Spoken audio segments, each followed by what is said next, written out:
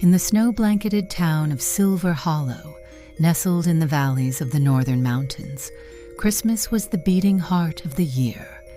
Each winter, when the first snowflakes fell like whispers from the sky, our small community came together in preparation for the holidays, and at the center of it all were the Clauses, not the Santa Claus of fable, but the real flesh and blood heart of Silver Hollow. Thomas and Eliza Kringle, lovingly called Papa and Nana Kringle by everyone, had no children of their own, but they never lacked a family. Instead, they adopted all of us, the children of Silver Hollow. I remember it vividly. Thomas, a carpenter by trade, spent his spare hours crafting toys, tiny rocking horses, intricate dolls, wooden trains that rolled on small, smooth wheels. Each year, he poured his heart into these toys, shaping love into every corner and curve. Eliza, with her flour-dusted apron and bright eyes, was the town baker during the week before Christmas. She filled the air with the scent of sugar and spice, baking cookies, sweetbreads, cakes, and pies, not for profit, but as gifts for all of us. And every year during the Christmas tree lighting ceremony, the two of them donned their special outfits, Thomas in his red suit with white trim, Eliza in her festive gown and bonnet, transforming into Santa and Mrs. Claus to our utter delight. Their tradition became a cherished one, a highlight of each winter that brought warmth even on the coldest nights. The town square glowed with the light of candles and lanterns, and under the towering evergreen, the Kringles handed out Thomas's handcrafted toys and Eliza's delicious treats. Laughter echoed through the chilly air, and our eyes sparkled with joy. To me, and to all the other children, Thomas and Eliza seemed timeless, ageless, as if they themselves were part of the Christmas magic that filled Silver Hollow each year. But time, as it always does, moved on. One year, after a particularly wonderful Christmas market, Thomas and Eliza packed their sleigh and set off for home. They traveled the mountain pass as they always did, the snow thick underfoot. But the weather turned fierce, and an avalanche swept down from the peaks above, carrying their sleigh and the Kringles with it. The town mourned deeply. It felt as though a light had gone out. The following Christmas approached with a sense of emptiness. We gathered in the square, but it wasn't the same without Thomas's hearty laughter or Eliza's warm, flower-dusted hugs. The market stalls seemed quieter, the tree lighting dimmer. The air was heavy with grief, and though we tried, no one could fill the Kringles' shoes. On Christmas Eve, we gathered quietly in our homes, trying to make the best of things. Snow fell thickly outside, muffling the world, and the children went to bed without the usual excitement. It was hard to feel merry without Mr. and Mrs. Kringle, but when the first light of Christmas morning broke, something miraculous happened. Children all across Silver Hollow awoke to find gifts under their trees, gifts that bore the unmistakable craftsmanship of Thomas Kringle.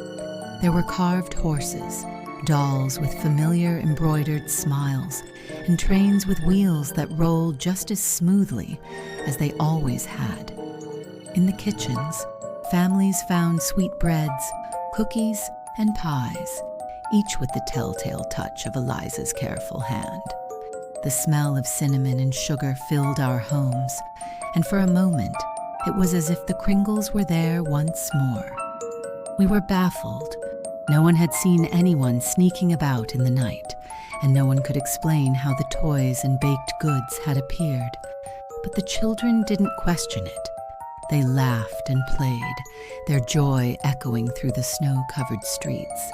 And slowly, the magic of Christmas returned to Silver Hollow. Not everyone, however, was content with the mystery. The year after the gifts first appeared, a group of teenagers, including myself and a few friends, decided we had to know the truth. We were the curious sort. and the whispers of ghostly Kringles bringing presents sparked something in us. On Christmas Eve, after our parents had gone to bed, we quietly slipped out of our windows, bundled up in heavy coats and scarves, and made our way to the old cemetery where Thomas and Eliza were buried. The snow crunched beneath our boots, and the cold bit at our faces, but we were determined. We huddled in a grove of trees just beyond the graves, our breath misting in the moonlight as we waited. The cemetery was eerily silent, the tombstones barely visible beneath the thick blanket of snow. We could see the simple headstones that mark the Kringles' resting place, and the faint glow of the town's Christmas lights in the distance. The wind rustled the branches above us, and every creak and groan of the trees made us jump. There was something about being out there, in the dead of night, that made the world feel different, like we were on the edge of something beyond understanding. Hours passed, and we shivered in the cold, our excitement slowly turning into impatience. Maybe this had been a foolish idea. Maybe there was no ghost, no magic, just the kindness of some secret benefactor who wanted to keep the Kringles tradition alive. But just as I was about to suggest we head home, something happened. The air grew still, almost unnaturally so, and a faint glow began to emanate from the Kringles' graves. We watched, our eyes wide, as the light grew brighter, a soft golden glow that seemed to pulse in time with our racing hearts. And then, there they were, Thomas and Eliza, their figures shimmering and translucent, rising from the snow-covered ground. Thomas still wore his red suit, his face lined with a gentle smile, and Eliza stood beside him, her eyes bright and warm, her apron dusted with flour even in death. We watched, frozen in awe and fear, as they moved together, their ghostly forms gliding towards the town. They didn't speak, but there was a warmth that radiated from them, a sense of love and purpose that filled the cold night air.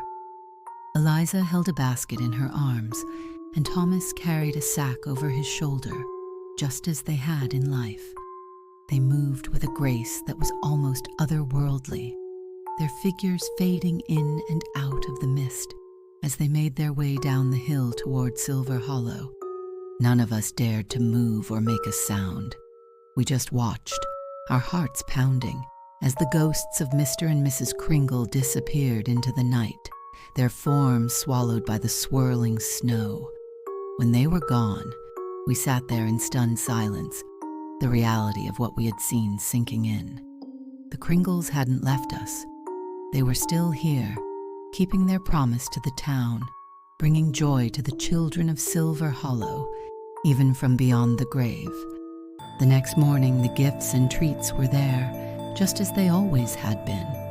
And though we never spoke of what we saw that night, we all knew the truth. The spirit of Christmas was alive and well in Silver Hollow. Thanks to the ghosts of Christmas spirit, we began to leave a candle burning in our windows on Christmas Eve, a beacon to guide Thomas and Eliza back home. And every year, without fail, the gifts would appear, and the spirit of Christmas would fill the town once more. Even now, if you visit Silver Hollow on a snowy Christmas Eve, you might catch a glimpse of them, Mr. and Mrs. Kringle, their figures barely visible in the swirl of snow, their laughter lingering in the crisp winter air. And if you wake on Christmas morning to find a little something extra under your tree, perhaps a toy carved with love, or a pie that tastes just like Eliza used to make, you'll know that the ghosts of Christmas spirit have visited once again.